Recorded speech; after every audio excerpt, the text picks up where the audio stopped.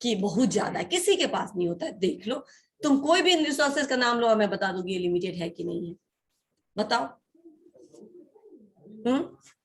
Water you know limited, अब तो बहुत ज्यादा क्राइसिस होने वाला है और होने लगा है। और दूसरा बोलो, ऑक्सीजन, आपको मालूम है हवा में ऑक्सीजन की कितनी कमी है। कोरोना वायरस का टाइम में सब पता चल गया कि एक सिलेंडर 7,000 का 60,000 में मिल रहा था, तो वो भी लिमिटेड है कहीं ना कहीं, वो भी कॉन्स्टेंट्स है। और नाम लीजिए पेट्रोलियम, दाम पेट्रोल के बढ़े हुए हैं, ठीक है ना। अनलिमिटेड होता तो हमारे पास 25 रुपए, 30 रुपए, 40 रुपए होता, राइट। तो और कोई रिसोर्सेज नाम लो, हाँ लिमिटेड है, दुनिया में लिमिटेड है, इस इन्वायरमेंट में लिमिटेड है, इस प्लैनेट पे लिमिटेड है, इसी लिमिटेड रिसोर्सेज में। हाँ एवरीथिंग समझ में आ गया ना। किसी ने कहा कि sunrise not limited, those are also limited, है ना। वहां पे भी जितना रिएक्शन होना हो जाएगा, उसके बाद खत्म हो जाएगा। तो चाइना ने अपने लिए आर्टिफिशियल सन बनाना शुरू कर दिया, बना दिया है, राइट, ठीक है। तो वो भी लिमिटेड है, आपको ये भी मालूम है ना। सो लिमिटेड रिसोर्सेज होते हैं, तो हमारे पास भी उसी शेयर में से, सोसाइटी के पास जो चीज है उसी में से हमारा कुछ शेयर है जो हमारे पास आएगा। अब इस रिसोर्सेज को कैसे हम मैनेज करें कि हमारा काम हो जाए। इस रिसोर्सेज में कभी आपके पास, अब एक ये भी है कि हर समय हर चीज आपके पास अवेलेबल हो जरूरी नहीं, तो जो चीज आपके पास कम है उस वो क्या हो जाएगा, वो लिमिटेशन हो जाएगा, एक लिमिटिंग फैक्टर हो जाएगा। किसी के पास पैसे की कमी है तो finance become the limiting factor, पैसे के कारण हम बाहर नहीं जा सकते पढ़ने के लिए, बहुत बड़े बड़े इंस्टीट्यूट में एडमिशन नहीं ले सकते पढ़ाई के लिए, या फिर बहुत मुश्किल जो बहुत महंगे महंगे बुक्स हैं उस तक एक्सेस नहीं हो सकता हमारा, हो सकता है। तो किसी के लिए फिनेंस बिकम्स लिमिटेशन कॉन्स्टेंट्स, किसी के लिए पैसा तो अकूत है, बुद्धि ही नहीं है उतना लेने का, ठीक है ना, तो मेंटल एबिलिटी बिकम कॉन्स्टेंट्स। किसी के लिए पैसा भी है बुद्धि भी है लेकिन he can not leave his family, health issues, कि बहुत सारे बच्चों के साथ हेल्थ इश्यूज रहता है, जिसको बाहर का खाना बिल्कुल मना होता है, ठीक है ना। अब सब जगह हो रहा है, एडमिशन हो रहा है, अपने ही कॉलेज में बहुत सारे ऐसे बच्चे जहाँ जिनका बहुत बाहर अच्छे अच्छे कॉलेज में एडमिशन हो रहा है, बट डॉक्टर ने बाहर का खाना बिल्कुल मना कर दिया। आप कैसे जाए, वो नहीं जा सकता, तो उसको यहीं पे रहना है। तो कॉन्स्टेंट्स है। कहा भी जाता है हमारे यहाँ कि जब बचपन में हमारे पास होता है टाइम, हमारे पास होता है एनर्जी, बट हमारे पास नहीं होता है पैसा, ठीक है। जब हम बड़े होते हैं तो हमारे पास आता है पैसा, हमारे पास आता है एनर्जी, पर हमारे पास नहीं होता है टाइम। और जब हम बूढ़े होते हैं तो हमारे पास होता है पैसा, हमारे पास होता है time, but we don't have energy. तो देखो, भगवान ने भी ऐसे किया है कि आपके पास कुछ ना कुछ चीज की कमी एक फेज में जरूर रहेगा, राइट, सो दैट कि आपको उसको मैनेज करना आना चाहिए, ठीक है। कांस्टेंट है, सोसाइटी में ऐसे ही कांस्टेंट्स है। जो कांस्टेंट्स है इसका मतलब मैं ज्यादा नहीं पढ़ाऊंगी, आज इंट्रोडक्टरी क्लास ही है। तो ये कांस्टेंट का मतलब होता है लिमिटिंग फैक्टर, जो आपको रोक रहा है, जो आपके ऊपर प्रेशर क्रिएट कर रहा है कि you have to manage this and you have to complete any goal or you have to achieve anything within these limiting factors, within these resources।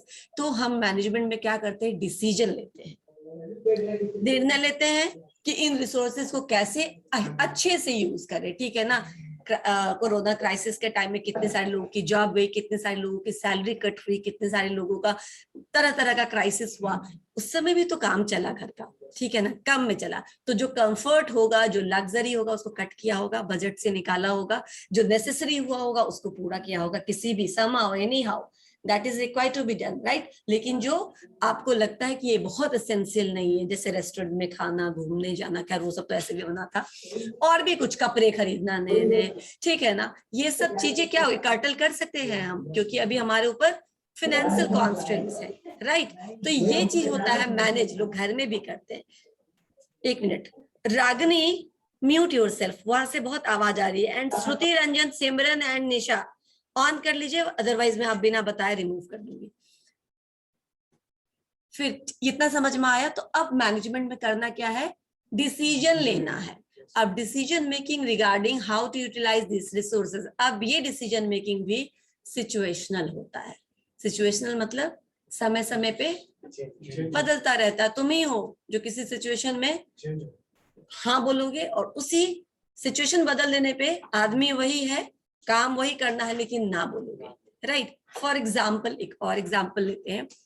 हमको बाहर जाना है, किस लिए? तो बच्चे का बर्थडे है या अपना बर्थडे है, फ्रेंड लोगों को इनवाइट कर लिया है, रेस्टोरेंट में जाना है, सब बुक करा लिया है, लेकिन उसी समय आंधी तूफान चक्रवात शुरू हो गया एंड रेड अलर्ट हो गया और बोला गया है कि कोई अपने घर से बाहर नहीं निकलेगा, तो विल पोस्टपोन द आइडिया बाहर जाने का। फ्रेंड्स को भी फोन करके मना कर दोगे कि अभी रेड अलर्ट है, अभी कैंसिल करते, will do something some time else, right, हम कभी बाद में इसको कर लेंगे, अभी इसको रहने देते हैं।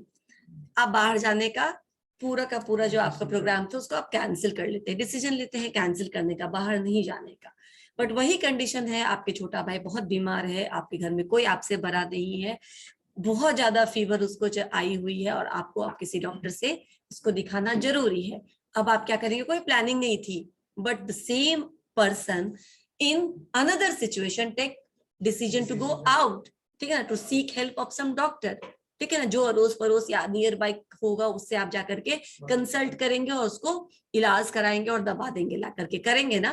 तो decision making is always situational, मालूम है, यही सिचुएशनल डिसीजन मेकिंग लेना पड़ता है ऑर्गेनाइजेशंस में आदमी को।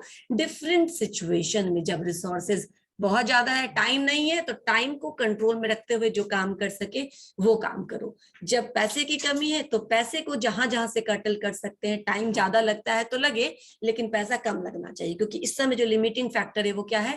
पैसा है। कभी कभी लेबर, ठीक है ना, अभी 10 ही लोगों से काम करा रहे हैं क्योंकि कंपनी के पास भी इतना पैसा नहीं है कि वो 50 लोगों को या 20 लोगों को दे सके, तो लेबर को मैनेज करना पड़ेगा, काम को सिंप्लीफाई करना पड़ेगा, मशीन को ज्यादा यूज करना पड़ेगा, टेक्नोलॉजी इंप्रूव करना पड़ेगा, और 10 लोगों से 20 लोगों का काम उतने ही टाइम में आपको करवाना होगा, राइट। तो आप मशीन की हेल्प से कर सकते हैं, मैनुअल में ज्यादा टाइम लगता है, मशीनों की मदद से वो काम।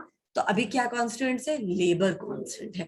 हर समय कुछ ना कुछ कॉन्स्टेंट होता है, आप अपने पर्सनल लाइफ में भी देखिएगा, ठीक है ना, कभी बालू नहीं है तो कभी मिस्त्री नहीं आया, तो कभी टाइम नहीं है तो कभी कोई फेस्टिवल आ गया, कुछ ना कुछ प्रॉब्लम लगा रहता है, राइट। घर के भी काम हम कराते हैं तो so what, so management is conceptual framework of management is taking decision regarding the utilization of management to achieve any goal or target. समझ में आया इतना बात? Thank you. यानी कि हम सिंपल वर्ड में अगर मैनेजमेंट को डिफाइन करें एक शब्द में, तो हम सिंपल टर्म में जो नॉर्मल हमारे प्रैक्टिकल लाइफ में जो हम इंप्लीमेंट करते हैं मैनेजमेंट का मतलब वो ये है कि optimum utilization of resources is known as management, ठीक है ना। ऑप्टिमम यूटिलाइजेशन ऑफ रिसोर्सेज का मतलब best possible utilization of resources. इससे बढ़िया यूटिलाइजेशन इस समय का, इस पल का, इस पैसे का, इस मशीन का, इस टूल्स का नहीं हो सकता है। समझ में आया? उसको ही हम बोलेंगे ऑप्टिमम यूटिलाइजेशन ऑफ रिसोर्सेज। समय सबके पास 24 आवर्स है, लेकिन कुछ लोग खेल के बिताते हैं, कुछ लोग पढ़ के बिताते हैं। खेलना भी अच्छा है, पढ़ना भी अच्छा है, लेकिन कुछ लोग ऐसे ही टंडेली मार के बिता देते हैं, ठीक है ना, भटकते रहते हैं इधर से इधर, इधर से इधर। आपके हाथ में 24 आवर्स है, how you utilize this time will shape your future, ठीक है ना। आप समझ में आया? मैनेजमेंट तो हम स्टूडेंट भी करते हैं, फैकल्टी भी करते हैं, पेरेंट्स भी करते हैं, सभी करते हैं। इवन ट्रैफिक को कंट्रोल करने के लिए ट्रैफिक पुलिस भी ट्रैफिक मैनेजमेंट करता है ना। तो हर जगह इसका यूटिलाइजेशन है, और हम बेसिकली यही करते हैं कि जितना हमारे पास रिसोर्सेज होता है उतने में अपना काम चलाने की कोशिश करता है, और सिर्फ काम ही नहीं चलाते हैं, अपना गोल भी अचीव करते हैं, राइट। मैनेजमेंट में आपको यही सब सिखाता है। अब हम मैनेजमेंट को, ये तो सिंपल वर्ड में डिफाइन कर दिया, एक लाइन हमेशा याद रखने के लिए कि कोई भी पूछे व्हाट इज मैनेजमेंट, वो एक लाइन का जवाब तो दे सकते हैं ना हम लोग। Optimum utilization of resources is known as management. Optimum क्या है? तो बेस्ट पॉसिबल, नॉट मैक्सिमम, ठीक है ना, बेस्ट पॉसिबल, क्योंकि एक ही चीज का बहुत जगह यूज हो सकता है। इस लैपटॉप को मैं सिनेमा देखने के लिए भी यूज कर सकती हूँ, राइट, न्यूज देखने के लिए भी यूज कर सकती हूँ, क्लास करने के लिए भी यूज कर सकती हूँ, कुछ प्रोग्राम बनाने के लिए भी रन कर सकती हूँ। अब बेस्ट क्या, सिनेमा देख करके 4 साल किया, खर्च खत्म हो गया, इसको हटा दो, राइट, दूसरा खरीद लो। लेकिन बेस्ट जिस पर्पज से आपने लिया है, ठीक है ना, क्लास करने का पर्पस है, प्रोग्रामिंग बनाने का पर्पस है। बीसीए के स्टूडेंट लेते हैं ना, और बीसीए के स्टूडेंट को दिया जाता है लैपटॉप पढ़ने के लिए ना, लेकिन वो क्या करते ज्यादातर समय गेम खेलते। तो अब बताओ what is the best possible utilization of this? आप क्या कर रहे हैं? आप उसका बेस्ट यूज नहीं कर रहे हैं, आप कुछ बेहतर कर सकते थे, राइट, लेकिन आपने कुछ दूसरे से एडजस्ट कर लिया, राइट। तो यही होता है मैनेजमेंट की, जो उसका बेस्ट हो सकता है उसमें यूज करो, आपको गोल मिलेगा, ठीक है ना, आपको फायदा होगा। अब मैनेजमेंट को बहुत सारे मैनेजमेंट गुरुओं ने अलग अलग तरीके से डिफाइन किया है। 1 minute, Nisha Kumari remove and Riddhi Kumari remove, क्योंकि मैं बहुत बार बोल चुकी हूं कि अब मैं बिना बताए रिमूव करूंगी, ठीक है। तो मैनेजमेंट समझ में आया। अब इसी को किसी ने डिफाइन किया है कि management is the art of getting things done through and with people in a formally organized group. अब इसको कैसे हम बताएं कि क्या है ये मैनेजमेंट। तो मैनेजमेंट को हम तरह तरह से डिफाइन कर सकते हैं, ये तो मैंने आपको याद रखने और समझने के लिए बताया। लेकिन इसको डिफाइन ऐसे कि मैनेजमेंट क्या है, एक आर्ट है, एक गुण है। क्योंकि मैनेजमेंट आप लोग अब जिस सेंस में पढ़ रहे हैं, बीबीए और बीबीएम के स्टूडेंट, वो क्या है, अपकमिंग मैनेजर्स है ना। अगर आपका उम्मीद तो यही ना कि हम अपकमिंग मैनेजर्स होंगे, तो मैनेजर क्या डायरेक्टली कंट्रीब्यूट करता है काम में, उसका क्या डायरेक्ट कंट्रीब्यूशन होता है। फॉर एग्जांपल, आपके घर में आपके ग्रैंडफादर अगर होंगे, ठीक है ना, या फिर उसके नीचे आ जाइए तो फादर, ठीक है ना, वो क्या करते हैं, क्या वो सारा काम खुद करते हैं या वो काम एलोकेट करते हैं, पैसा खर्चा करने का काम उनका होता होगा, ठीक है ना। अगर घर में कोई और अभी अर्निंग मेंबर नहीं है तो, नहीं तो उसमें भी उनको हेल्प मिलता होगा। अगर कोई बड़े भाई या बड़ी बहन है तो उसमें उनको हेल्प मिल जाएगा। अदरवाइज पैसा फंड अरेंज करने का और उसको अलोकेट करने का काम उनका है सिंगल हैंडेडली। बाकी तो वो आप लोग को बताते हैं ना कि क्या करना नहीं करना। घर में कोई भी है, इवेंट है, शादी है, बर्थडे है, भोज है, कुछ भी है, he will give instructions, he will not do all the things, right? क्योंकि वो एक आदमी सारा काम नहीं कर सकता है। तो अच्छा मुखिया या अच्छा मैनेजर वही होता है जिसके बोलने पर उसके ग्रुप के 10 लोग खड़े हो जाए और जैसे इंस्ट्रक्शन दे वैसे काम करते, राइट? मैनेजर को यही करवाना होता है। एक सिनेमा के डायरेक्टर को क्या करना होता है, एक्टिंग करना होता है, गाना लिखना होता है, डांस करना होता है, फोटोग्राफी करना होता है, कुछ नहीं करना होता है, सब करवाना होता है। और वो भी कैसे, जैसे वो चाहता है वैसे, ठीक है ना। तो बहुत मुश्किल काम है, बहुत आसान नहीं है। That's why it is known as art, क्योंकि ये कला है, ये गुण है कि आप कैसे काम कराते हो। एक इंटरपर्सनल स्किल होता है, वो भी मैनेजमेंट का एक बहुत अभिन्न अंग है, पार्ट एंड पार्सल है। इंटरपर्सनल स्किल आपको सीखना इसलिए जरूरी है क्योंकि कई बार आप अभी तो इस फेज में है कि गलतियां करेंगे, अपनी गलतियों को कैसे सुधारेंगे और कैसे सामने वाले को ये यकीन दिलाएंगे कि आपने गलती की and you are really sorry for that and आगे से आप नहीं करेंगे, ताकि सामने वाला आपको माफ कर दे और वो बिलीव कर ले कि आगे से नहीं करेगा। अपने काम को निकालना भी बहुत जरूरी है, ऑर्गेनाइजेशंस में भी बहुत जरूरी है। I will tell you the story in the next class कि ये इंटरपर्सनल स्किल कितना काम आता है। जब किसी को सुनने वाला नहीं होता ना ऑर्गेनाइजेशन में, उस समय भी अगर आप पे ये गुण है तो आपको सुना जाएगा और आपकी बात को माना जाएगा, ठीक है।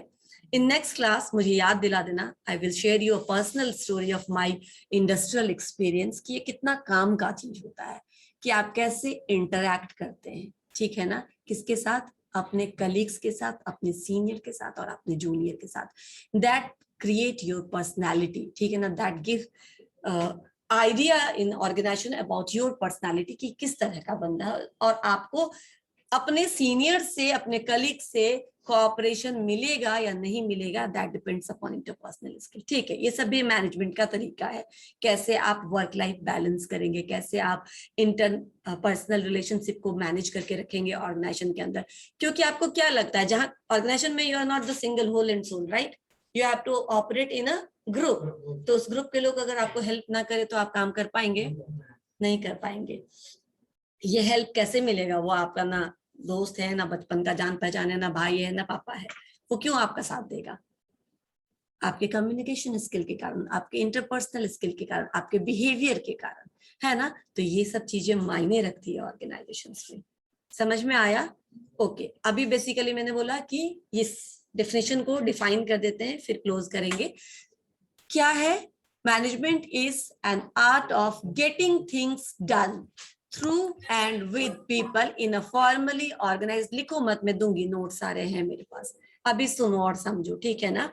इन अ फॉर्मली ऑर्गेनाइज ग्रुप, यानी कि एक फॉर्मली ऑर्गेनाइज्ड ग्रुप में आप, ये कला है कि आप लोगों से कैसे काम करवाते हैं, यही मैनेजमेंट है, ठीक है ना। और भी बहुत कुछ मैनेजमेंट है, जब नेक्स्ट क्लास में आएंगे तो हम डेफिनेशन से शुरू करेंगे। अभी आपको इंट्रोडक्शन बताया, समझ में आया ऑनलाइन स्टूडेंट्स आप लोगों को? Yes ma'am. Yes ma'am. ठीक है, यस ठीक मैम। है। Yes ma'am. Yes ma'am. मैंने कुछ बच्चों को निकाला है, आई थिंक वो निशा और रिधि थी। रोहित राज को तो नहीं निकाला था मैंने। हाँ, इसको इन कर लेते हैं, क्योंकि ये लगता है मुझे वापस निकल गया होगा, कभी कभी खुद भी अटेंडेंस ले लेती हूँ मैं।